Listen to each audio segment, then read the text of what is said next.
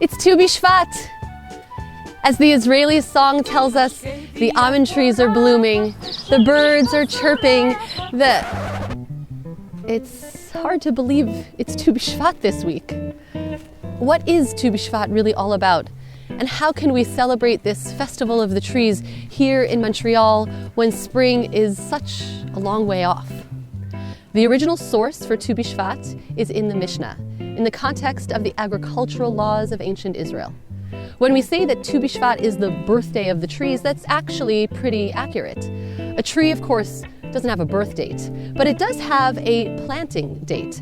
However, a farmer with a large orchard would not keep track of the precise planting date of every single tree. Instead, Tu Bishvat was the date chosen to mark the new annual cycle for every tree planted in the past year.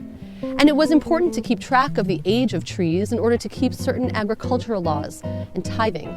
So anything that was planted this year turns one on Tu Bishvat, a collective birthday, if you will, or as the Mishnah calls it, Rosh Hashanah la'ilanot, the new year of the tree. So what does Tu Bishvat mean for us today? For many of us, Tu Bishvat is an opportunity to connect with the land of Israel, to show appreciation for the natural world around us, and to recommit ourselves to caring for the environment. How might you mark Tu Bishvat? Eat a fruit that is one of the Shivat Haminim, the species that are singled out by the Torah as native to the land of Israel. It's also customary to eat a new fruit, something you haven't eaten all year, and it gives you the opportunity to say the blessing of Shehecheyanu, the blessing which thanks God for something new, exciting, and a little bit different. Take it upon yourself to improve your relationship with the environment. Be sure that you're recycling, composting, educate yourself about some of the ways to fight climate change. And try your green thumb at some new household plants.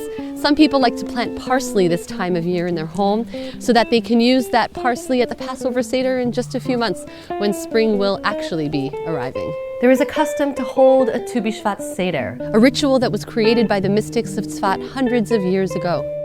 The 4 cups of wine move from white to rosé to red, which acknowledges the passing of the seasons.